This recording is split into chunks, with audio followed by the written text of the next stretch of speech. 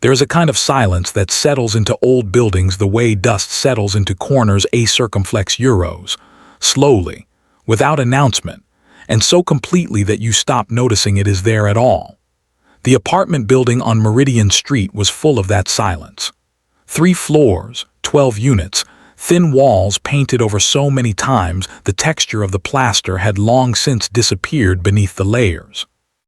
The mailboxes in the lobby hadn't all had working locks since 2019, and the elevator made a sound on the way to the second floor that no one had ever been able to adequately describe, but that everyone who lived there had learned to simply accept. The kind of neighbors who had long since given up on knowing one another lived there. People passed in hallways with their eyes ahead, their keys already out before they reached the door.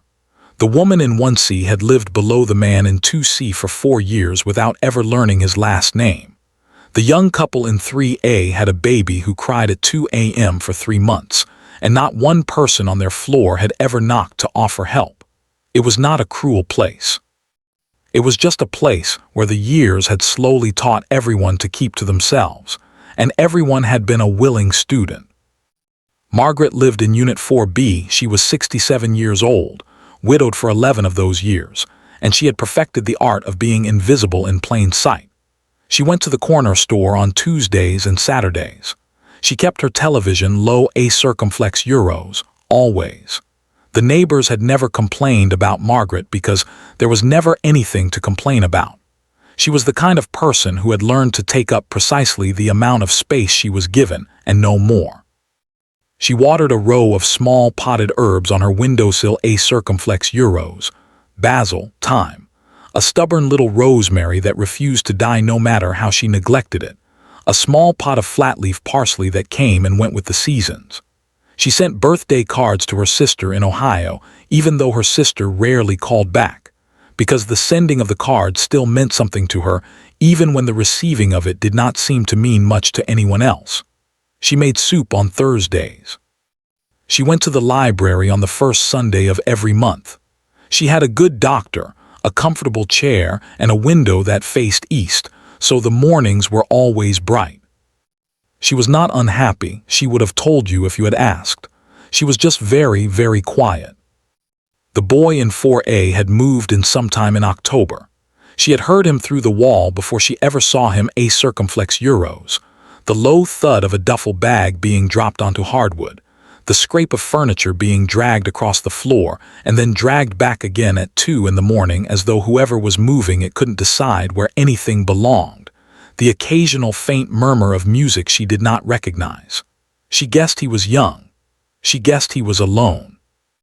She guessed, from the particular quality of those sounds a circumflex euros, the restlessness of them, the sense of a person packing through their own life without quite landing anywhere a circumflex euros, that he was not doing particularly well. His name, she would later learn, was Daniel. He was 24 years old, and he had moved to this city with the particular, half-formed confidence of someone who had spent their whole life being told they were capable of more.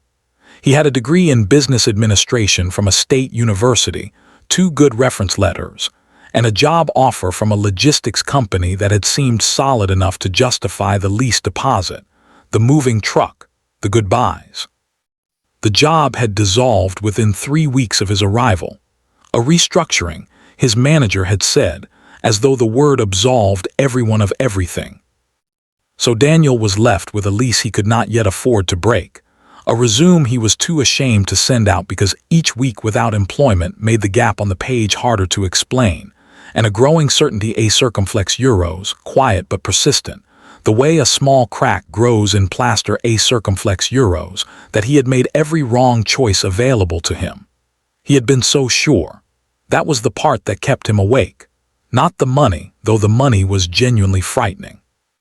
It was the confidence he had felt, and the way it had turned out to mean absolutely nothing. He ate peanut butter sandwiches and instant noodles, and whatever the corner deli had marked down at closing time, when the sandwiches went down to $1 and the soups were half off. He applied for jobs online between 9 and noon every day, mechanically and without hope, the way you do a thing when the doing of it is all you have left. He stared at the ceiling in the afternoons. He counted the days until his savings would run dry. He did not call his mother back as often as he should. He did not open the blinds. He was not the kind of person who asked for help a circumflex euros.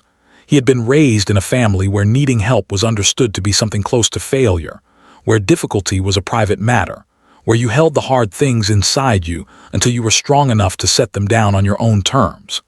And so he sat in 4A with his silence and his shame, and let both of them grow larger with each passing week, like two plants in a room with no windows. Margaret did not know any of this. She knew only the sounds, and what the sounds suggested to someone who had learned to pay attention. The way the footsteps overhead had grown slower and more infrequent as the weeks went on. The way the music had stopped entirely sometime in November. The way silence had settled into 4A with the same heaviness it settled into everything on Meridian Street a circumflex euros, except that this particular silence felt different to her. She had lived long enough and quietly enough to know the difference between the silence of a person at peace and the silence of a person who has simply given up on making noise. This one felt less like contentment and more like a door closing. She noticed it the way only someone who has lived alone for a long time can notice things a circumflex euros, not with the eyes exactly, but with some older, quieter sense that lived lower in the body and spoke without words. Something was not right next door. She did not know what. She was not sure it was her place to do anything about it. And so she did what the building on Meridian Street had long since trained her to do. She went about her day. She watered her rosemary. She made her tea, watched the evening news with the volume low, read her library book in the chair by the east window, and told herself firmly and with some conviction that it was none of her business at all. But the silence kept speaking. It had a way of doing that a circumflex euros, arriving in the spaces between her activities, settling itself at the edge of her awareness whenever she was still enough to feel it. She would be washing a dish and stop, listening through the wall, hearing nothing, and the nothing would feel like something pressing gently against the plaster. She would lie in bed in the dark and think she should probably say something, introduce herself, knock and ask if everything was all right, and then she would tell herself that was an intrusive and presumptuous thing to do to a young man who hadn't asked for her attention, and she would close her eyes and try to sleep. It was a Thursday morning in early December when she found herself standing in her kitchen making tea she did not particularly want, staring at the wall that separated her apartment from his, and feeling something she had not expected to feel, a memory. Not a dramatic one, not the kind that arrives with music and weight and a sense of its own importance. Just a small, plain, 30-year-old memory of herself at 23, newly married, having followed her husband Harold to a city where she knew no one at all. She remembered the particular loneliness of that time a circumflex euros, how she had smiled at people in the elevator and they had looked away, how she had called her mother every evening because there was no one else to call, how she had tried to fill the hours with small projects and errands, and the labor of making a new place feel like home without quite having the heart for any of it. She remembered one afternoon in November of that year, when she was sitting at the kitchen table pretending to read a magazine and actually just staring at the cover of it, and there had been a knock at the door. A woman from the floor above. Margaret had seen her in passing, but they had never spoken. She was holding a loaf of bread a circumflex euros homemade, wrapped in a dish towel with a pattern of blue flowers a circumflex euros, and she had said, simply and without ceremony, "I made too much. I thought you might like some." That was all. She had handed over the bread, smiled, and gone back upstairs. No offer to come in, no invitation to chat, no performance of neighborliness. Just a loaf of bread, and the fact of having thought to bring it. Margaret had stood in the open doorway holding the bread for a long moment after the woman's footsteps faded, and then she had gone to the kitchen and sat down on the floor a circumflex euros. Not a chair, the floor, for reasons she couldn't have explained a circumflex euros, and cried for 20 minutes. Not because she was sad, not precisely, but because she had not realized until that exact moment how much she had needed someone to see her, not to know her. Not to befriend her or invite her somewhere or ask her careful questions, just to see her, to cross a small distance on her behalf, to do the unnecessary thing. She stood in her kitchen on that December morning, her tea cooling on the counter, and she thought about that bread for a long time. Then she opened her cabinet and took out a piece of paper. She did not know what to write. She stood at the counter with the pen hovering over the page for several minutes, beginning sentences and abandoning them, feeling foolish, feeling presumptuous, feeling like a 67-year-old woman who had absolutely no business inserting herself into a young man's private life based on nothing more than a hunch and an old memory. She wrote "Dear Neighbor" and crossed it out. She wrote "Hello, I'm Margaret" and crossed that out too. She almost put the pen down. She picked it up again. She reminded herself, silently and a little sternly, that if she was wrong she would feel embarrassed for about an hour and then the feeling would pass. But the silence on the other side of the wall would not leave her alone. So she wrote simply in her small and careful handwriting, "I don't know if you're all right. I'm the neighbor in 4B. I'm a good listener if you ever need one. And I made soup today, a circumflex euros, too much of it, same as always. There's a container outside your door if you want it. No obligation, no questions, just soup." She folded the paper.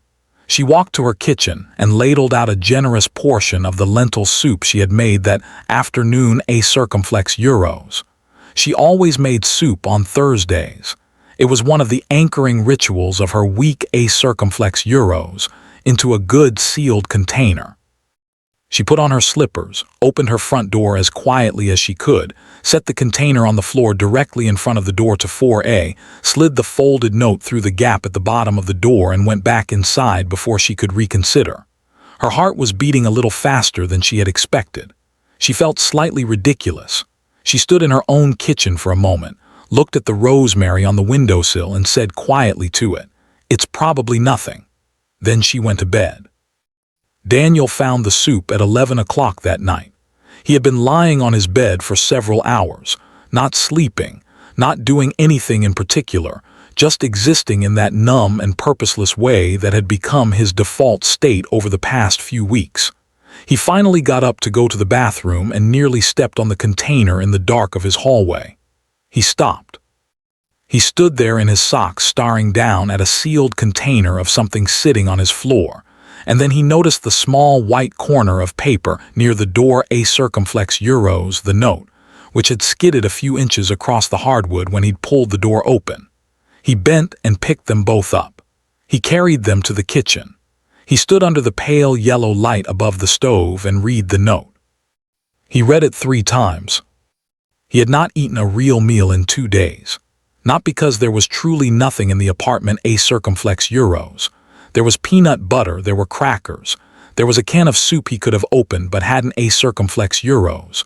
But because, somewhere in the past week or so, hunger had started to feel like a fair and appropriate punishment for all the ways he believed he had failed. He had been doing that without quite nomming it, using small, low-level discomforts as penance. Not eating properly, not opening the blinds, not calling his mother back. It was not dramatic. It did not feel from the inside like something worth worrying about. It just felt like what he deserved, which was the most dangerous thing about it, a circumflex euros. How reasonable it seemed, how quietly it had settled in and made itself at home. He opened the container. The smell reached him immediately, a circumflex euros.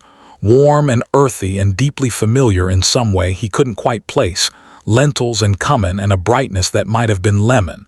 The smell of food made carefully in someone's kitchen for the uncomplicated reason that food should be made and shared and eaten. Something in him shifted, not dramatically, not all at once. Just a circumflex euros, something gave way slightly, the way ice gives way at the end of winter, barely perceptibly and then suddenly all at once. He sat down at his small table and ate every drop of that soup. When it was gone, he sat there for a while longer with the empty container in front of him, and he felt something he hadn't felt in weeks, the simple and ordinary sensation of having been taken care of having mattered briefly and without fanfare. To someone he didn't even know. He did not go knock on her door that night. He wasn't ready for that, and he knew it. But he sat there at his kitchen table under the yellow light, and he took out his own piece of paper and he wrote, "Thank you. It was the best thing I've eaten in a long time, and I didn't realize until I ate it how much I needed it. I'm sorry I haven't introduced myself. My name is Daniel. I'm not doing very well right now, but I think a circumflex euros. I think I'm going to be okay. Thank you for the soup. Thank you for the note. Thank you for noticing." He folded it. He walked to the front door in his socks. He hesitated for only a moment, and then he slid the note beneath her door and went back to the kitchen and made himself a cup of tea, because it was midnight and the apartment was cold and he had just eaten. And for the first time in a long time he felt, very slightly, like a person. Margaret found the note in the morning when she shuffled out to the kitchen. She stood in her slippers on the cold floor with the folded paper in her hand, and she read it standing up, and then she read it again. And then she pressed the note against her chest for a long moment and closed her eyes. The way you hold something fragile when it has been given to you unexpectedly, and you are not quite sure yet what to do with it, only that it matters. That was how it began. It did not turn into a grand friendship overnight. It turned the way real things turn a circumflex euros, slowly, tentatively, with the occasional awkward pause and the occasional knocked-over teacup, and all the small imperfections of two strangers finding their way toward each other. Notes under doors became a knock one afternoon, which became a brief and slightly formal introduction in the hallway, which became an invitation for tea that Margaret extended casually, and Daniel accepted more gratefully than he let on. And tea became a Tuesday ritual, and a Tuesday ritual became long conversations that stretched past dinner time without either of them quite noticing the hours going by. Daniel told her, in pieces, what had happened a circumflex euros, the job, the money, the shame that had settled over him like weather. He told her about his family's particular relationship with struggle, how they had raised him to believe that needing help was a kind of weakness, and how he had absorbed that lesson so completely that even now, even sitting here with a woman who had already, without asking for anything in return, fed him and seen him, he still found the words hard to say out loud. Margaret listened the way she had learned to listen over 67 years of being alive, without fixing, without offering solutions, without hurrying him toward a resolution she had pre-decided on his behalf. She simply sat with him in it. She let it be what it was. She did not try to make it smaller or less painful or more manageable than it actually was. And somehow, in the way that only genuine presence can manage, that was exactly enough. She told him things, too, about Harold and the 11 winters since he died, about how the first of those winters had felt like standing in a field with no coat on and no shelter in any direction, and about how she had slowly and imperfectly, and with more setbacks than she liked to count, learned to become a person again, a circumflex euros, not the same person she had been, not quite, but a new one, smaller in some places and larger in others. About how she had kept the rosemary alive through that first terrible winter as a kind of private test, a circumflex euros.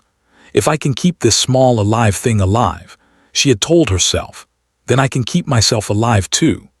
About the woman with the bread and what that gesture had meant to her, and how she had carried it for 30 years without knowing quite why, until the morning she stood in her kitchen staring at a wall and realized she had been waiting all that time for her own right moment.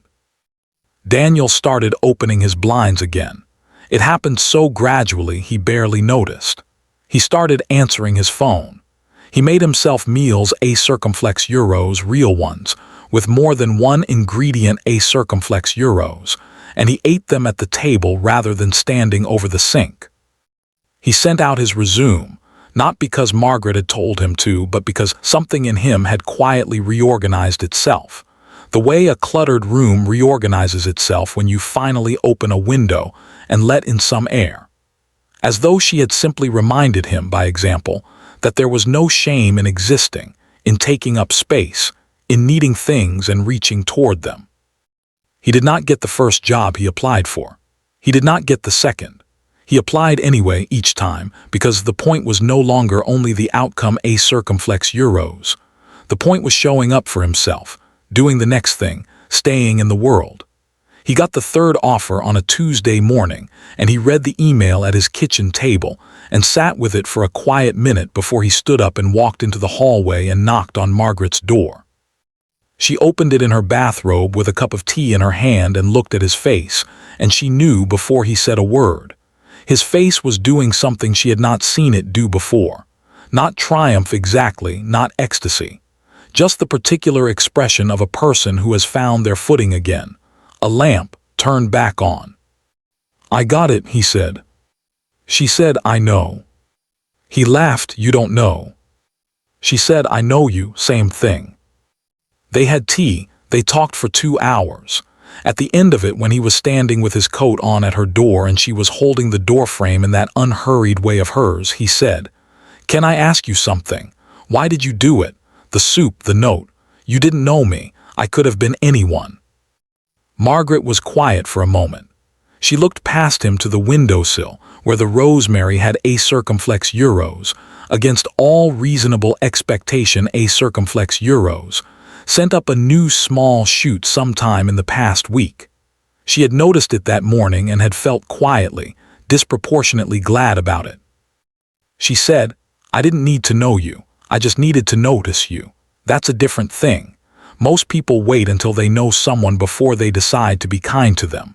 They want to be sure the person deserves it, or that the gesture will be understood, or that they're not making a fool of themselves. But kindness isn't really about certainty. It's about being willing to look up long enough to see that there's another person there. Just another person, same as you." She paused. Outside the window, the December light was low and pale and very still. "I had someone do it for me once, a very long time ago. She didn't know me, I didn't know her. She just noticed and she did something small about it. And I have never forgotten it a circumflex euros, not the bread, not the gesture, not the feeling of it. I carry it with me like a coin in my pocket. I've carried it for 30 years. She looked at him directly. "I suppose I've just been waiting for the right moment to pass it along." Daniel stood in her doorway without speaking for a moment. Then he nodded, slowly and deliberately, the way people nod when something has landed so completely and so cleanly in them that it doesn't need a response, that the silence afterward is itself the response. He said quietly, "I'll pass it along." He meant it, not as a sentiment, not as a polite and forgettable thing to say as he stepped out into the hall. He meant it the way you mean something when it arrives at exactly the right moment and sinks into you at a depth where it will not be forgotten, where it becomes part of who you are. The building on Meridian Street did not become a different kind of place overnight. People still passed in the hallways with their eyes ahead. Keys still came out before doors. The elevator still made that sound that nobody could describe. The particular silence of people who have long since stopped expecting much from one another still lived in the corners and the stairwells and the space behind the mailboxes. But in the narrow corridor between 4A and 4B, something had taken root that had not been there before a circumflex euros, something small and unremarkable looking, the way the most important things so often look small and unremarkable. A piece of paper, a container of soup, a decision made by a woman in slippers who had almost talked herself out of it twice and done it anyway. In the spring, the rosemary grew another new shoot. Margaret moved it to a larger pot to give it room. Daniel, who had by then learned the names of most of the herbs on her windowsill and could tell the flat-leaf parsley from the curly without looking at the label, pointed to the rosemary one afternoon and said it looked happy. Margaret said plants were not capable of happiness, that this was a well-established fact. Daniel said he was not entirely convinced of that. They disagreed about it cheerfully and at length, which is to say they were both precisely where they needed to be. There is a version of this story where nothing happens, where Margaret makes her tea and goes about her Thursday and watches the news at low volume and tells herself firmly and reasonably that it is none of her business. where the silence in 4a grows and grows, the way silence does when no one interrupts it, until it becomes the kind of silence that is harder and harder to step out of the longer you stay inside it. Where Daniel folds a little deeper each week into the particular loneliness of someone who has stopped believing they are worth reaching toward. Where both of them live 3 feet apart for months and pass in the hallway twice a week and never once step into each other's lives. That version exists. It happens every day, in buildings exactly like that one, in cities full of apartment walls separating people who are each, on their respective sides, quietly hopping. The world will remember they are there. People who could have changed each other's lives live close enough to hear each other breathing through the plaster, and they choose acircumflex euros, not from cruelty, but from habit and uncertainty, and the small daily fear of being presumptuous acircumflex euros, to stay on their own side of the wall. But Margaret slid an envelope under a door, and that made all the difference. There's something almost unbearably simple at the heart of this story, and it is worth sitting with that simplicity for a moment before we let it go. We talk about kindness as though it were a large and formal thing, acircumflex euros, a grand gesture, a sacrifice, a moment of exceptional moral courage. We hold it at a distance, as though it belongs to better people in clearer circumstances. But the kindness that actually changes lives is almost always small. It is almost always inconvenient in a minor and manageable way. It is almost always the thing we almost talked ourselves out of. A loaf of bread, a container of soup, a few sentences on a folded piece of paper, the knock we finally raised our hand to make after standing in the hallway for a moment too long. The question is never really whether we have enough to give. We almost always have a container of soup we could ladle out. The question is whether we are willing to look up from our own lives long enough to see the person on the other side of the wall acircumflex euros, not as a stranger or an intrusion or a complication, but simply as a person, the same as us, hopping, as we have all hoped in our own difficult seasons, that the world will remember to see us before we have to ask. You never know what someone is carrying on their side of the wall.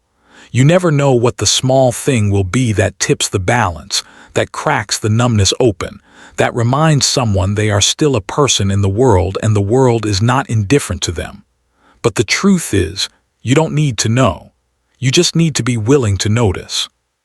And then to do the small thing acircumflex euros. The note, the knock, the offered cup of something warm acircumflex euros, even when it feels unnecessary, even when you're not sure it will land, even when you're standing in your slippers feeling slightly ridiculous and wondering if you've read the whole situation wrong. Because we are all of us at some point in our lives, the person in 4A sitting in the dark with the blinds down, counting days, eating less than we should, waiting for the world to remember we exist. And all it takes sometimes is a folded piece of paper slipped beneath a door by someone who almost didn't do it to remind us that we are seen, that we matter, that there is warmth somewhere nearby and someone who thought to bring some of it to our door. Pass it along when your moment comes. You'll know it when you see it. It will probably feel too small to matter. Do it anyway. If this story stayed with you acircumflex euros, if it reminded you of someone, or stirred something in you, or made you want to be even a little braver about the small things acircumflex euros, please take a moment to like this video and share it with someone who might need to hear it today. Your support helps these stories travel to more people who are quietly waiting to feel seen. Subscribe to Taylor's Laundry and come back next week. We'll be here with another story about what it means to be human acircumflex euros and why that is always enough. Thank you for listening, truly.